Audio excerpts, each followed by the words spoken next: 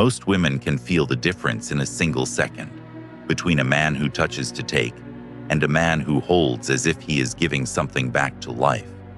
The same arms, the same motion, the same closeness. Yet the invisible intention inside the body changes everything. Because the body speaks the language the mouth refuses to learn, and the feminine psyche, tuned like a seismograph to what is hidden, reads it without effort. He stands there, an archetype in motion, either the hungry boy in a grown frame, or the grounded man who has met his own emptiness and no longer begs others to fill it. In Jung's terms, the shadow always arrives first. It arrives as need disguised as affection. It arrives as a tightening in the chest that says, "Please choose me," while the lips pretend to say, "No pressure." It arrives as arms that close too fast, in too hard, too soon, like a cage that calls itself comfort. And she feels it, even if she smiles, even if she stays, even if she leans in. She feels the subtle demand pulsing under the skin, and her nervous system decides whether this is safety or negotiation. To capture her heart without words is not the art of seduction. It is the discipline of presence. It is stoic restraint with a lover's warmth, strength that does not perform strength. Marcus Aurelius wrote of being a rock against the waves, not because the sea stops, but because the rock refuses to beg the sea for mercy. The man who can embrace with that same inner stillness does not clutch. He does not brace for abandonment before it happens. He does not turn a hug into a contract. He becomes the quiet place in the storm, and the storm recognizes it. Look closely at the psychology. In modern trauma science, the body remembers what the mind rationalizes. Many women carry echoes, old invasions hidden in nice moments, old manipulations packaged as romance, old love that demanded a price. So the hug becomes a test the unconscious administers. Not a test of muscles, but of motive. Not, is he strong, but is he safe?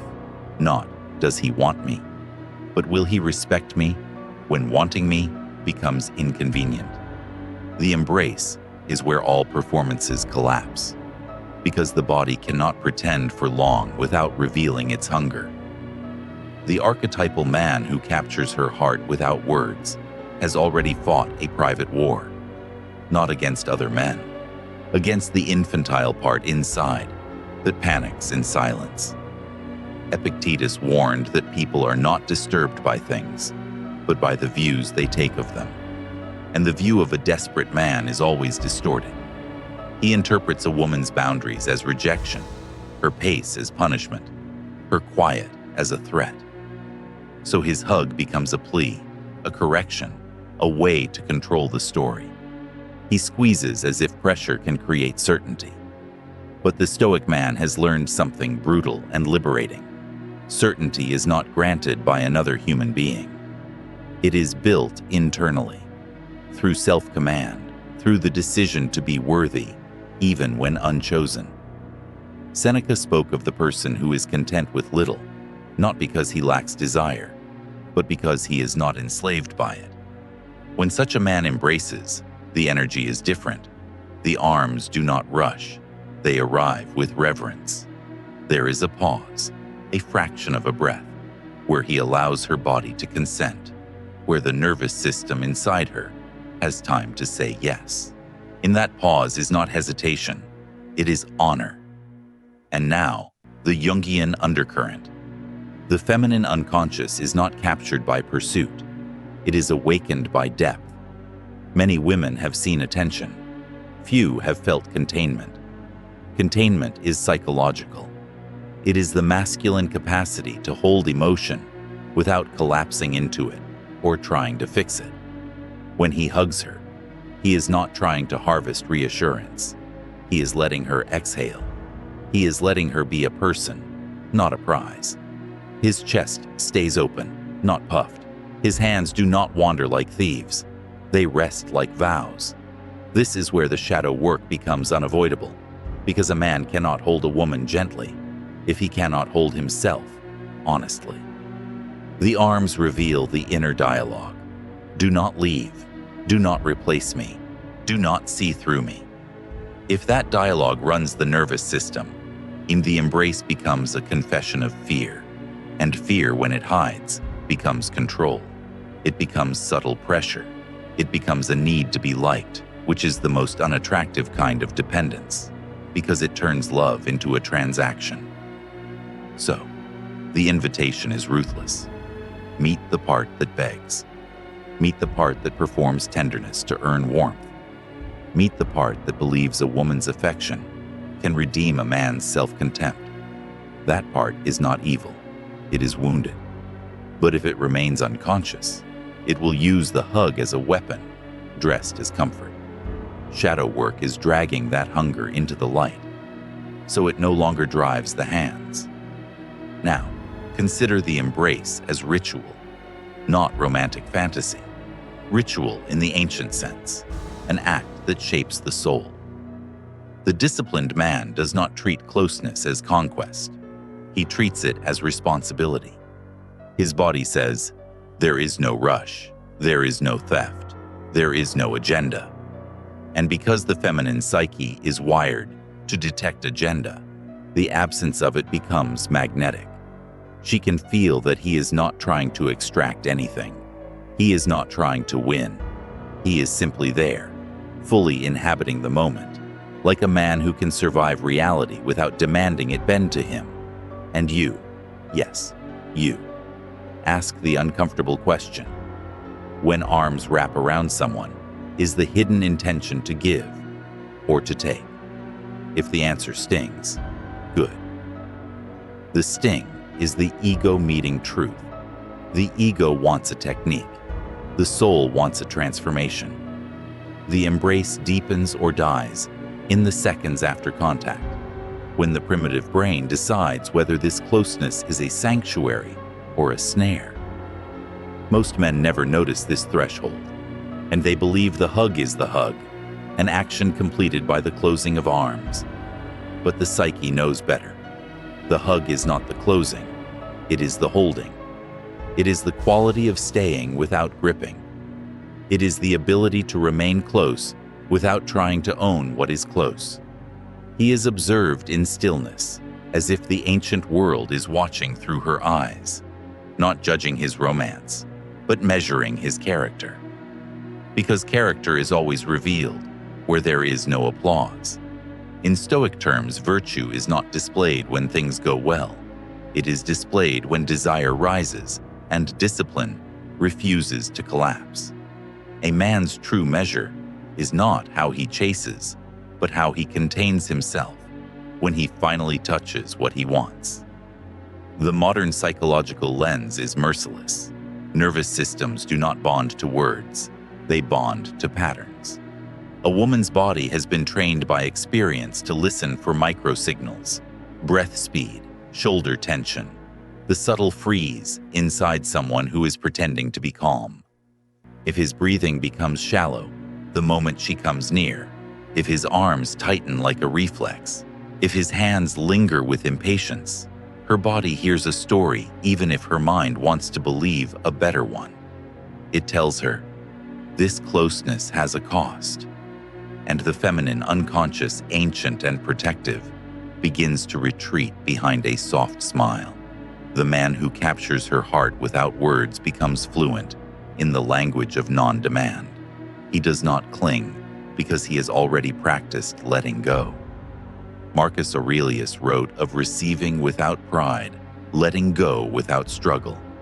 That is not coldness, it is sovereignty. When the embrace becomes a place where she can feel something rare, a man who wants her but does not need her to confirm his worth. Want is warm, need is heavy. Want says, I choose. Need says, save me. No woman wants to be a salvation project disguised as romance. In Jungian terms, what most men call love is often animus possession, an unconscious, idealized image of the woman projected onto the real woman standing there. He is not hugging her. He is hugging a fantasy that promises to heal his emptiness. That is why his arms feel urgent. That is why his presence feels slightly absent. His mind is chasing a future where her affection finally makes him whole. But the real woman can sense when she is being used as a mirror instead of met as a human being. Individuation changes that. Individuation is the long, humiliating process of becoming a whole man rather than a masked boy. A man who individuates has faced his loneliness without outsourcing it. He has confronted the ache that says, if she leaves, nothing remains. He has proven to himself that something remains. So when he embraces, he does not pull her into a void. He brings her into a life that already stands. This is why the strongest hugs are strangely quiet. They do not announce themselves. They do not try to impress. They do not act like a performance of masculinity. They are simple, precise, and deliberate, like a craftsman's hands. His arms create a frame, not a trap. His chest is steady, not puffed. His hands settle at places that communicate respect, not claim. And perhaps most crucially, he does not turn the embrace into a question mark. Do you like me now? He turns it into a period, a complete moment, a self-contained offering. Trauma psychology would call this co-regulation, two nervous systems aligning, one lending steadiness to the other. The mature masculine does not fix her feelings. It makes room for them. Many women have been held by men whose touch was secretly asking to be reassured. In those embraces, she is forced into the role of emotional caretaker, even if no one says it aloud. The hug becomes labor. Her body tightens, not because she dislikes him, but because she recognizes the familiar demand. She knows that if she relaxes, he will take it as permission to take more. The disciplined man breaks that pattern by refusing to interpret her softness as entitlement. He does not confuse her warmth with surrender. He does not treat closeness as a green light for escalation. That restraint is not repression. It is mastery. It is the ability to feel desire and still choose behavior. Epictetus would call that freedom. The slave is not the man without affection. The slave is the man who cannot govern himself when affection appears. Watch how such a man enters the hug. He does not crash into her personal space like a wave. He approaches as if her boundaries are sacred ground. His body asks without words, and he listens for the answer in her body. If she leans in, he meets her. If she stays slightly back, he does not force closeness to prove something. He accepts the truth of the moment with dignity. That acceptance alone can disarm the unconscious defenses that have been built from years of being pushed past comfort. And you, feel this in the bones, because it is not about getting her. It is about becoming the kind of man whose presence is not a threat to her autonomy. Ask, when her body hesitates, does pride flare? Does the ego whisper, how dare she? That whisper is the shadow speaking. The shadow wants control. The shadow wants entitlement. The shadow believes kindness should be rewarded. But kindness that demands reward is manipulation wearing a white mask. Seneca warned that the greatest obstacle is the expectation of outcomes. The embrace becomes powerful when it is freed from outcome, when there is no hidden bargaining chip, when the body says, this moment is enough. Paradoxically, that is when the moment becomes unforgettable. Because the feminine psyche, tired of being hunted, recognizes reverence as a kind of devotion. There is also a subtle energetic truth. A man who is at peace with himself carries a slower rhythm. His heartbeat is not begging to be soothed. His breath does not race to outrun insecurity. That slower rhythm invites her body to match it. It tells her nervous system, "You can come down now." Many women have never experienced that. Being near a man and feeling their anxiety decrease rather than increase. And what the body experiences is relief, the heart later names as attraction. So let the hug become an initiation, not into romance, but into maturity. Let it expose every place where the ego still wants to be chosen to feel real. Let it reveal the hidden fear of not being enough. And then do the Stoic work.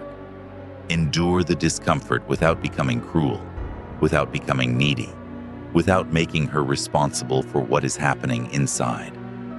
Because the embrace that captures her heart is not the one that takes her breath away. It is the one that gives it back. A hug becomes dangerous when it is used to bypass what has not been earned. Many men try to leapfrog intimacy, arms first, depth later, as if physical closeness can force emotional access. The psyche does not work that way. The feminine unconscious does not open because a body is near. It opens when a presence proves it can be trusted with her interior world. Without that proof, a hug can feel like a shortcut taken by someone unwilling to do the slower work of character.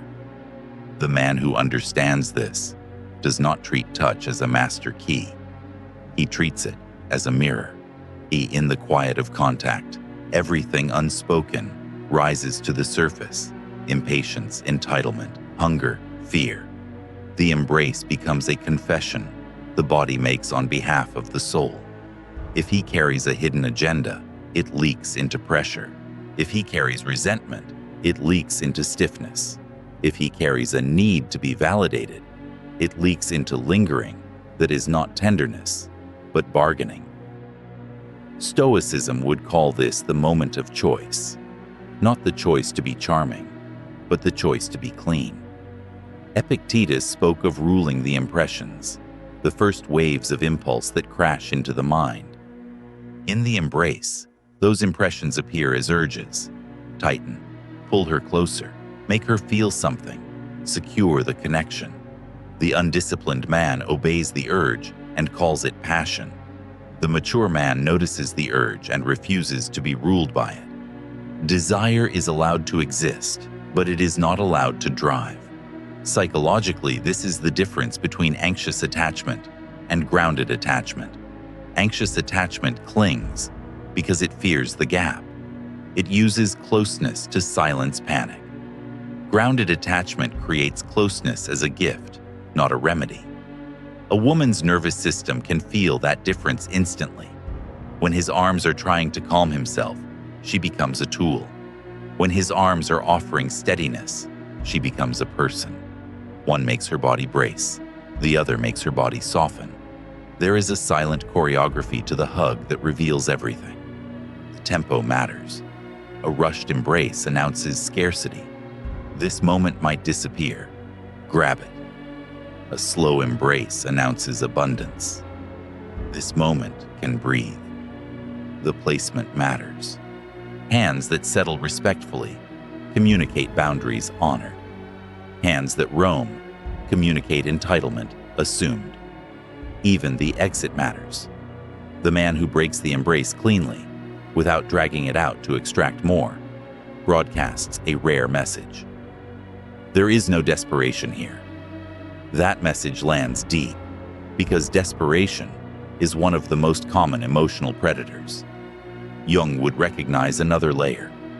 The hug can awaken the animus in her, the inner masculine within the feminine psyche. If the man's embrace feels stable, her inner masculine relaxes. It no longer needs to stay on guard, no longer needs to strategize, no longer needs to calculate safety.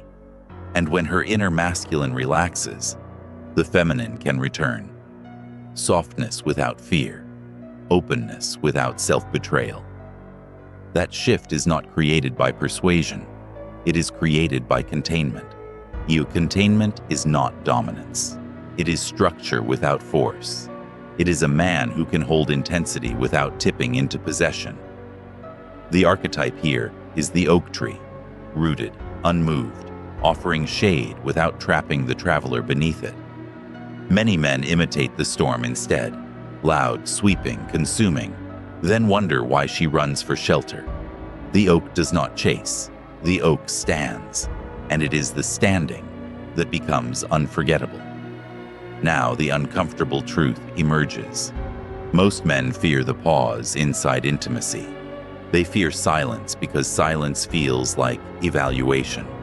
They fear stillness because stillness exposes the emptiness they have been fleeing. So they fill the hug with movement, squeezing, rubbing, escalating, anything to avoid being present with the naked simplicity of closeness. But a woman does not fall for movement. She falls for meaning. And meaning is born in stillness. This is where shadow work becomes a rite of passage. The shadow whispers that a woman's warmth should be earned quickly, that time is running out, that if she is not secured, she will be lost. The shadow treats love as competition. But the disciplined man sees the shadow as a frightened child inside him, and he refuses to let a child drive a man's hands. He learns to stand inside the tremor without becoming controlling. He learns to feel uncertainty without trying to crush it under affection. You can test this in real time. When she leans into the embrace, does the ego surge with triumph? Does the mind start drafting the story of conquest, how it's working, how she is yours, how progress is being made? That is projection tightening its grip. It turns a sacred moment into a scoreboard. And the Stoic response is brutal simplicity. Return to the moment. Return to breath. Return to the truth that no one is owned. And love dies the moment it becomes property. A woman's heart is not captured by being overwhelmed. It is drawn toward what feels safe enough to reveal itself. Safety is not softness alone. It is clarity. It is the sense that if she steps back, she will not be punished. If she says no, she will not be argued with. If she needs time, she will not be pressured. When she senses that in a man's touch, something in her relaxes that has been clenched for years. The hug then becomes a doorway, not a demand. It tells her, without speech, there is strength here that does not need to dominate. There is desire here that does not need to consume. There is presence here that does not need to perform. And because the feminine psyche has been trained to expect extraction, the absence of extraction feels almost unreal, like stepping into a room where no one is trying to sell anything. So, let the embrace be honest. Let it be simple. Let it be governed by a man who has already learned how to stand alone without collapsing into loneliness. Then, when arms wrap around her, it is not a plea for love. It is proof of self-command. Somewhere beneath the skin, every embrace asks a question that words cannot safely carry. Can the self remain intact inside closeness?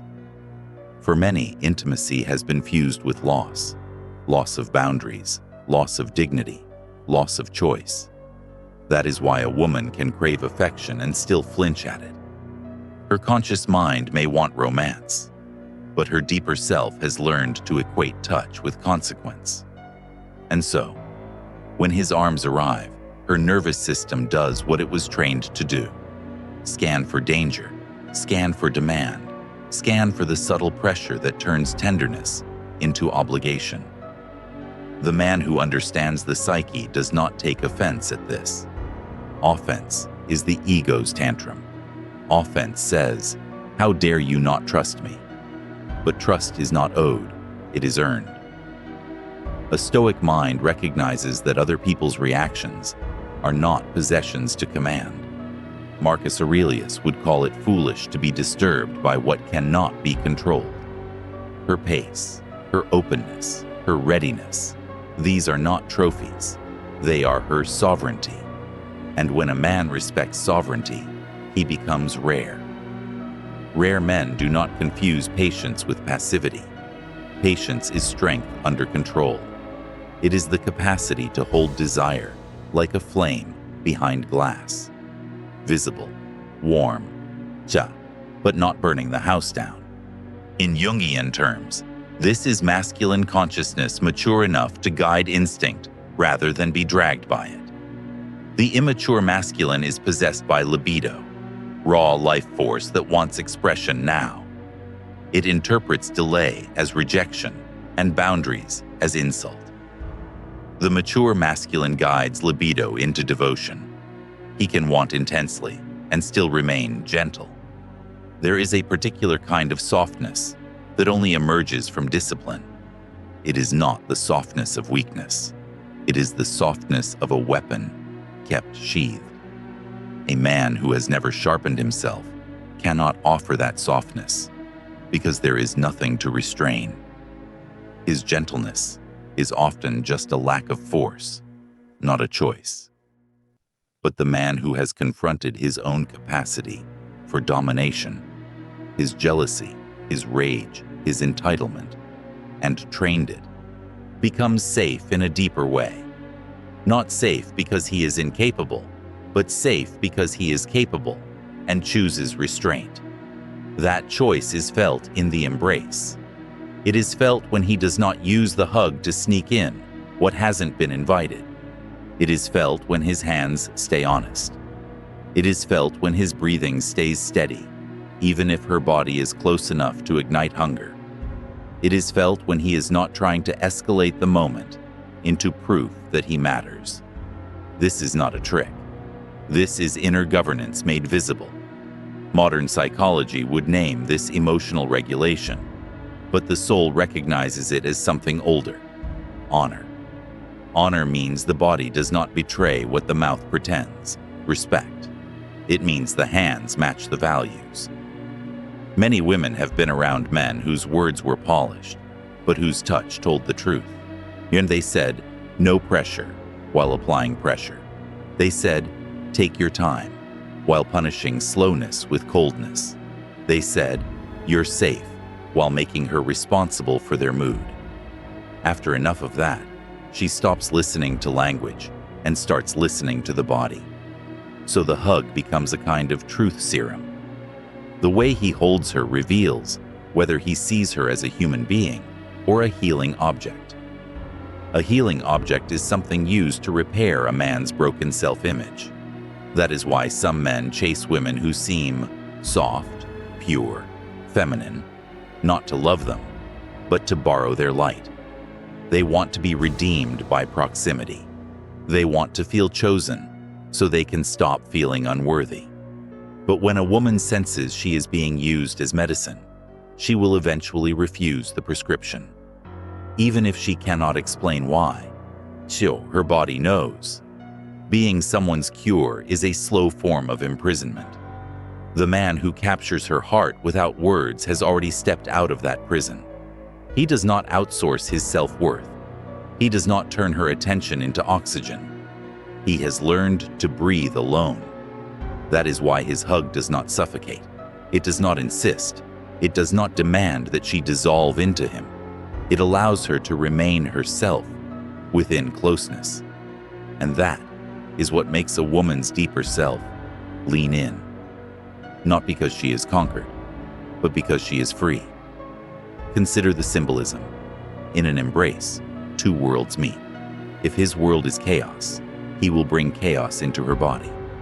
If his world is order, he will bring order into her body.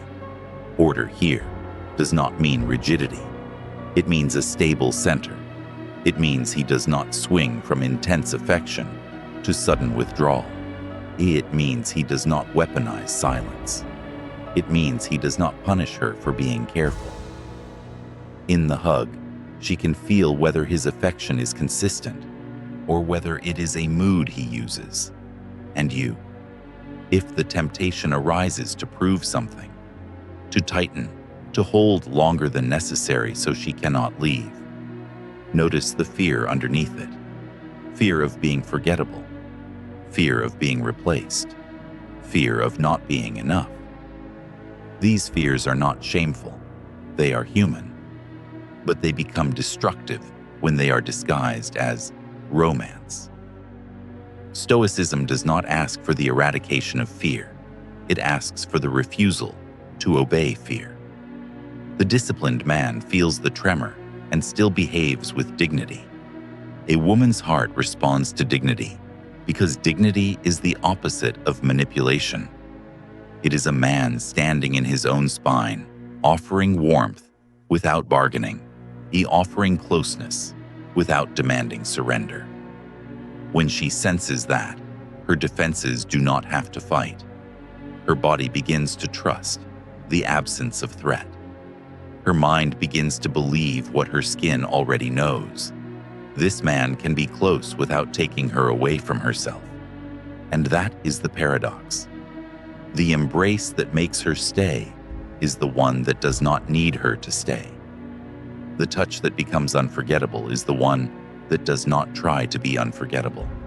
Because in that freedom, clean, steady, unforced, the feminine psyche recognizes something it has been seeking in silence.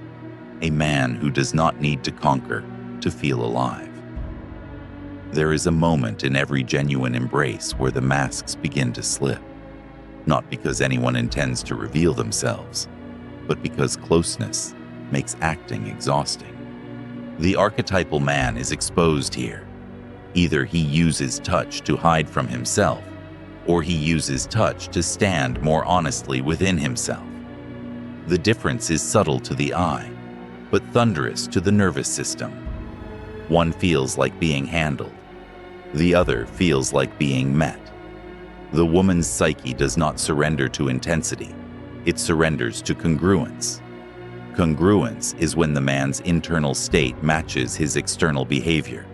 His warmth is not a tactic. His restraint is not a performance. His calm is not a disguise for hunger. Congruence is the rare harmony between desire and discipline, between instinct and conscience. And because many women have been trained to anticipate contradiction, sweet words, sharp motives, congruence lands like relief. It is a quiet miracle. The body finally stops bracing for the twist. In Jungian language, this is where projection either deepens the illusion or dissolves into reality. The unintegrated man projects his longing onto her and then hugs the projection, not the person. He holds her like a symbol of rescue, of status, of emotional repair. That is why the embrace can feel strangely impersonal, even when it is affectionate. His arms are wrapped around a dream, and she can feel the coldness of being cast into a role. The mature man, by contrast, has reclaimed his projections. He has dragged his fantasies into consciousness, named them, and refused to make her responsible for them. So when he hugs her, she is not an altar. She is a living, breathing human being, allowed to be complex, allowed to be uncertain, allowed to be free. This freedom is not abstract. It is communicated through micro-choices. He does not lock her in with his full weight. He does not press in to claim. He leaves space, literal space, so her body can breathe. Space inside closeness is one of the most powerful signals of respect. It tells her deeper self, there is no trap here. Many people underestimate how much romance dies when autonomy dies. The feminine heart does not bloom under pressure. It blooms under safety. Safety is not the absence of desire. Safety is the absence of coercion. Stoic philosophy cuts through the fog with a brutal clarity. The only thing owned is the response, not her feelings, not her timing, not her openness, only the manner of being. A man who has internalized this does not bargain with fate through affection. He does not treat a hug as a lever to pull outcomes toward himself, for he treats the hug as an expression of virtue, kindness without attachment to reward.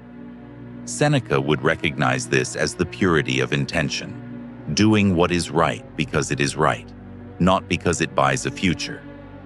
Now consider the feminine unconscious again, not as a mystery to conquer, but as a depth to honor.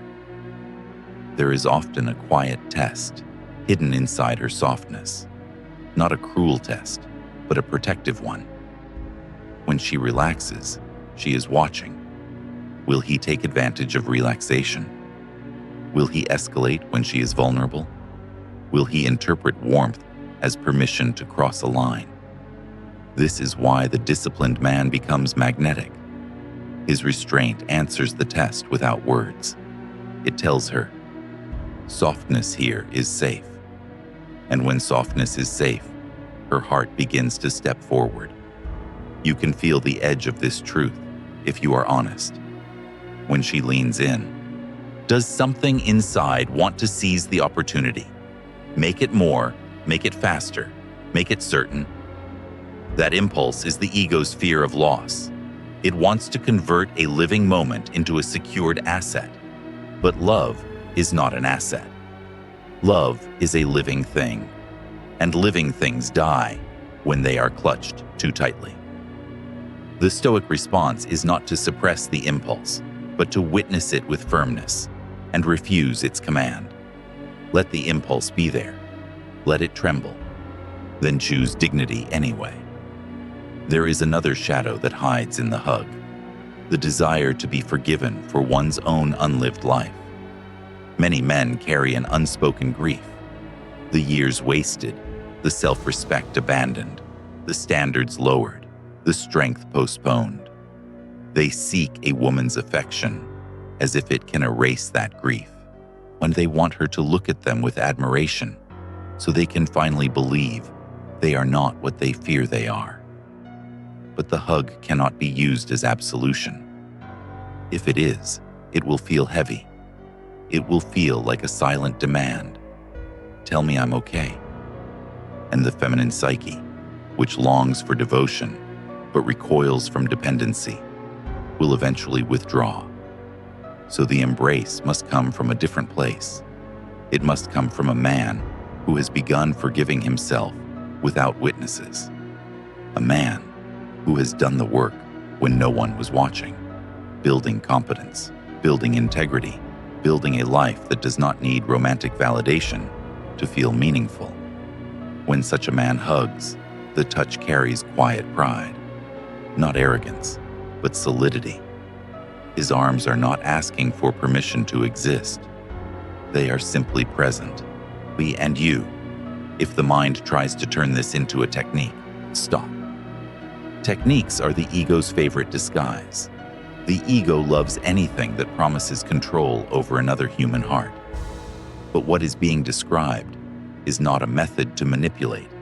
It is the discipline to be unmanipulative. It is the courage to let the outcome be uncertain and still act with excellence. That is what most people cannot do. They either collapse into need or retreat into numbness. The rare man remains warm without clinging, remains strong without dominating, remains present without performing. The hug becomes a vow without words. No rush, no theft, no punishment for boundaries, no hidden contracts. And because the nervous system believes vows more than it believes language, she begins to trust what her body experiences. Trust grows quietly, like roots in the dark. It does not announce itself. It simply deepens. Let the embrace end cleanly, too. No lingering to extract. No theatrical hesitation designed to make her chase. Just a calm release that says, closeness here is not a chain. That release is often what lingers longest in her memory, because it is not what most have offered. What follows after the release is where many men reveal the deepest insecurity. The embrace ends, and suddenly the air feels colder. The space between bodies becomes a verdict. If the ego has been running the show, it panics. It starts scanning her face for confirmation, her eyes for reassurance, her tone for evidence that the moment worked. This is where the needy man begins to talk too much, smile too wide, joke too quickly, anything to patch the silence before silence exposes the void. But silence is not an enemy. Silence is a mirror. And the disciplined man does not fear mirrors. The archetypal pattern is ancient. The boy seeks a woman to become his mother's forgiveness, while the man seeks a woman to become his companion. The boy's hug is a request for soothing. The man's hug is an offering of steadiness. A boy clings because he believes closeness will prevent loss. A man holds because he accepts that loss is part of life and refuses to let that truth turn him into a beggar. Stoicism does not erase longing. It refines it. Marcus Aurelius trained the mind to remember impermanence, not to become grim, but to become free. When a man understands impermanence, he stops trying to capture moments like trophies. He stops trying to freeze a woman's warmth into certainty. He lets warmth be warm, and he lets it pass without collapsing. That is power. Not the power to control, but the power to remain whole. The feminine psyche senses wholeness, like a scent in the air. Wholeness means he is not trying to merge. He is not trying to swallow her identity, so his own can feel stronger. He can stand separate, and therefore he can be close without consuming. In Jung's framework, this is the man who has begun to integrate his inner feminine, his capacity to feel without drowning, to be tender without becoming weak, to be receptive without losing direction. Without that integration, the hug becomes performative masculinity, either stiff and avoidant or intense and possessive.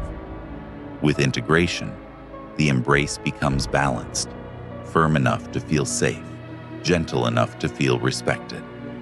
And here is where modern psychology speaks with sharp precision. The nervous system does not trust intensity. It trusts consistency. A single powerful hug does not create a bond if the days around it are unstable. If he is warm one day and distant the next, affectionate now and cold later, her nervous system learns not to relax. Unpredictability is a form of danger, even when it is not malicious. Many women, especially those with histories of emotional volatility around them, interpret inconsistency as the first warning sign of future pain. They may not say it, they may not even fully know it, but their body will start preparing for impact. So the man who captures her heart without words begins to treat his own emotional state as a responsibility. He does not turn her into the regulator of his mood. He does not punish her for having boundaries. He does not reward her only when she gives him what he wants. Reward and punishment dynamics are the hidden mechanics of manipulation, and the feminine unconscious, tired of being trained like an animal, eventually rebels. Look at the shadow again, because the shadow loves to hide behind romantic ideals. It says, if she cared, she would. It says, a real woman would. It says, after all this, she owes. That is the shadow's entitlement trying to sound like standards. But standards are for the self. Entitlement is for others. The disciplined man places standards on his own behavior, not on her compliance. He becomes the kind of man he respects, regardless of whether she applauds. That inner independence is what makes his touch feel clean. You can feel it inside the body when this shift happens. The arms no longer act like hooks. They act like shelter. The chest no longer tightens in panic. It opens in calm. The gaze after the hug is not a question begging for an answer. It is presence that does not need to be fed. And that gaze, steady, unthreatening, unneedy, often reaches deeper than any line ever could. There is also a sacred discipline in not turning every moment into escalation. Many men treat affection like a staircase they must climb quickly, fearing that if they pause, they will lose momentum. But momentum built on pressure is not intimacy, it is pursuit. Intimacy is built on a slower rhythm, one that allows her psyche to catch up to her body, one that allows trust to root instead of merely flare. So when the hug happens again, another day, another moment, the disciplined man does not repeat it like a trick. He does not chase the same reaction like an addict chasing the first high. He lets each embrace be new, be shaped by the truth of that day. Sometimes it is brief, sometimes it is long, sometimes it is playful, sometimes it is quiet. The point is not the duration. The point is the integrity. The point is that her nervous system learns closeness with this man is not a gamble. And you, if there is a craving to be chosen, if the heart starts racing with the old hunger, remember the Stoic center. The only conquest worth pursuing is the conquest of the self. If the embrace is being used to soothe insecurity, stop and breathe. Let the insecurity exist without being obeyed. Let it burn without turning it into pressure on her. That is shadow work in action, the refusal to outsource pain. Because in the end, what captures her heart is not the force of the hug. It is what the hug proves. It proves restraint. It proves self-worth. It proves that desire can be present without becoming predatory. It proves that closeness does not have to cost her freedom. At a certain depth, the hug stops being about affection and becomes a form of communication between two unconscious worlds. The body speaks in symbols. The arms become a statement of intention. The pause becomes a statement of respect. The release becomes a statement of freedom. And because the unconscious trusts symbols more than speeches, the embrace can become the most honest language in the relationship. If the man is willing to make it honest, he is no longer merely a man reaching for a woman. He becomes archetypally the guardian of a threshold. In myths, thresholds are where transformations occur. The hero does not cross a threshold by rushing. He crosses by proving readiness. In the hug is a threshold of closeness, and the unready man crosses it like a thief. Quick, greedy, hoping no one notices the subtle trespass. The ready man crosses it like a monk, deliberate, clean, aware that sacred spaces demand reverence. The feminine psyche is a sacred space, not because women are saints, but because the depths of the feminine, feeling, intuition, memory, the body's ancient intelligence, are easily exploited by the careless. A woman may forgive many things in words, but her body rarely forgives being treated like a means to an end. And so, when she feels a man approaching her space, her system scans. Is this a man who honors thresholds, or a man who resents them?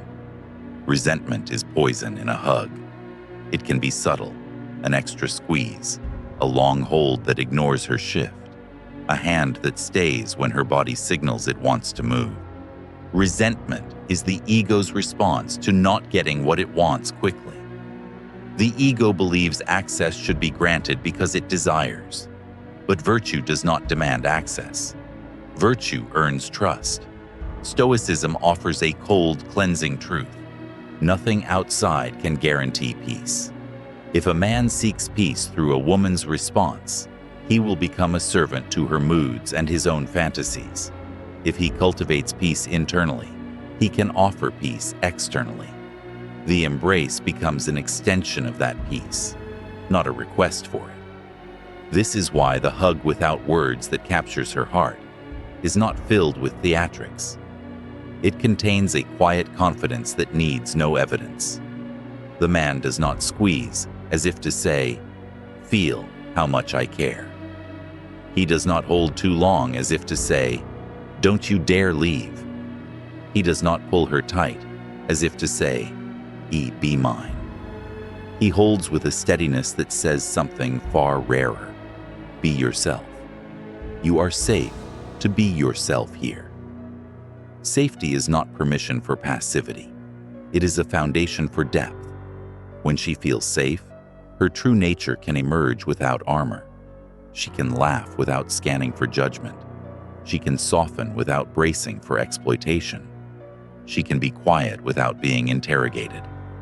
The hug becomes a signal that the man is not a predator in disguise, not a child seeking a mother, not an actor seeking applause. He is a whole person capable of closeness. In Jungian terms, this is the man who has started to integrate the shadow of power. Every man carries a shadow of power: dominance, aggression, control, the urge to take. If it is denied, it becomes unconscious and leaks out in accidents.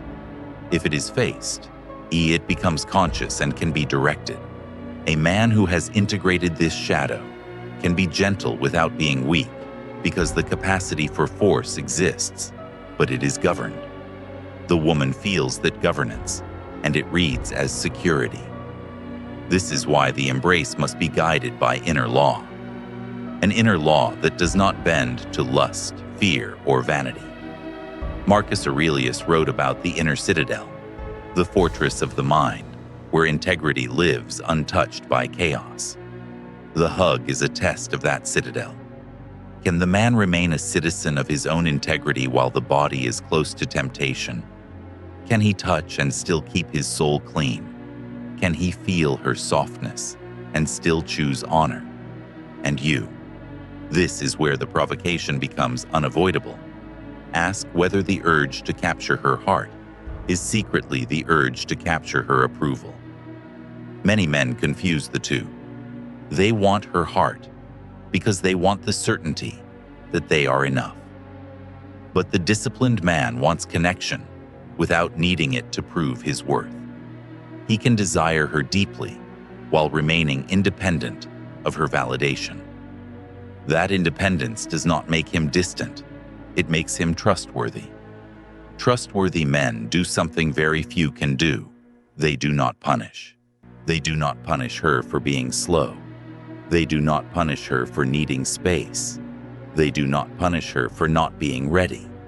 Punishment can be loud, anger, insults, but it is often quiet: withdrawal, coldness, passive aggression, subtle guilt. The woman's nervous system has learned to recognize punishment, even when it wears a smile. When she senses it, she closes. When she senses the absence of it, she opens. So the hug becomes an agreement without negotiation. There will be no punishment here. That is how a woman's body learns to trust a man's heart, not through grand gestures, but through the consistent absence of coercion. And when the embrace ends, he does not chase her eyes for a verdict. He remains calm. He stays present. He continues being himself, not a salesman waiting for a yes. This calm after closeness is a kind of masculine serenity that many have never encountered. It tells her, this man will not unravel if the story doesn't go his way. And that is strangely seductive, because it is freedom. It is the opposite of emotional hostage-taking. The more he embodies this, the more the hug becomes inevitable, because she begins to seek the feeling it gives her: relief. Not the thrill of being pursued, but the relief of being respected. Eventually, the embrace is no longer a strategy, not even a symbol, but a consequence of a deeper transformation. A man who has stopped trying to be chosen. The hunger that once lived in the muscles begins to dissolve, not because desire disappears, but because the self is no longer starving. The arms become calmer when the soul becomes fed, and the soul is fed by meaning, by purpose, by inner alignment, never by someone else's approval. This is the quiet revolution that changes everything. The world teaches men to pursue, to prove, to perform. It teaches them to treat a woman's affection like a verdict on their value. So they chase not the woman, but the feeling of being worthy. They chase not intimacy, but relief from their own self-doubt. when such a man hugs, and the embrace carries the weight of a question. Am I enough? And a woman can feel that question trembling in the touch, even if the mouth never speaks it. But when a man has entered the inner chamber of his own life, when he has faced his fears without outsourcing them, he no longer asks that question with his body. He already knows the answer because he has built it through action. Stoicism is merciless here. Worth is not begged for, it is practiced. Epictetus would say that freedom is found in wanting only what depends on the self. A man who wants only what depends on the self becomes unshakable. He can love without clinging, because love is no longer a desperate attempt to stabilize identity. In Jungian terms, this is individuation reaching its mature edge. The persona, the mask built to be accepted, begins to fall away.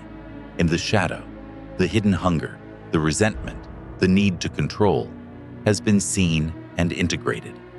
The inner feminine has been honored, so tenderness is no longer performed. It is real. The inner masculine has been sharpened, so boundaries are no longer threats. They are respected. Such a man does not enter a hug trying to win. He enters it as a whole person, meeting another whole person. And here is the strange truth. The more a man stops chasing the validation, the more attractive his presence becomes. Not because he is playing hard to get, but because he is no longer easy to manipulate with approval. His calm cannot be purchased by a smile or destroyed by a frown. His self-worth does not rise and fall with her mood. That emotional independence is not coldness. It is stability. It is the ground beneath the relationship, the place where her nervous system can finally rest. This is where the embrace becomes a kind of liberation for her as well. Many women have been trapped in men's emotional economies, rewarded when compliant, punished when independent. They learn to regulate the man by sacrificing themselves. They learn to manage his insecurity, to soften their truth, to carry his moods like unpaid labor. When she meets a man whose embrace contains no demand, something in her exhales. The feminine heart does not open because it is convinced. It opens because it is unburdened. And you, if the old reflex still whispers to tighten, to secure, to keep, recognize it as a relic of a former self. That relic does not need to be hated. It needs to be outgrown. Let the urge pass through the body like weather. Let it arise. Let it crest. Let it fade, and then choose the higher action, respect. The disciplined man is not the one who never feels hunger. He is the one who refuses to make hunger someone else's responsibility. The embrace, now, is not meant to capture. It is meant to communicate truth. There is room here for both. Room for her boundaries, room for her pace, room for her uncertainty, room for her past, and room for the man's desire too. Clean desire, not possessive desire. A woman can sense clean desire. It does not pull. It does not guilt. It does not punish. It stands present and unashamed, like a flame that warms without burning. This is why the final mastery is detachment. Not detachment from her, but detachment from outcomes. Marcus Aurelius spoke of doing the right thing and letting the rest unfold as it will. When a man embraces from that place, the hug becomes effortless. It is not loaded with expectation. It is not leveraged for reassurance. It is simply an expression of the moment's truth. And in that truth, something sacred happens. She feels free inside closeness. Freedom is the birthplace of love. Not the freedom to avoid commitment, but the freedom to choose it. A woman who feels forced may comply, but her heart will remain guarded. A woman who feels free may hesitate, but when she steps forward with her whole self. The disciplined man understands this and does not rush her into a decision. He lets her come to it. He trusts her agency. He trusts his own worth enough to allow the process. And in the end, the embrace becomes a mirror reflecting the man he has become. Steady, respectful, unneedy. The hug no longer says, "Please stay." It says, "Stay if it is true." It no longer says, "Make me feel valuable." It says, "Value already exists here." It no longer says, "Choose me so I can breathe." It says, "Breath is already owned." That is rebirth. A man who no longer begs becomes a man who can love. A man who can love without begging becomes a man whose presence heals rather than drains. And when that man embraces, he does not capture her heart by force. He invites it by offering what the feminine psyche has been longing for all along: safety without control, depth without pressure, warmth without chains.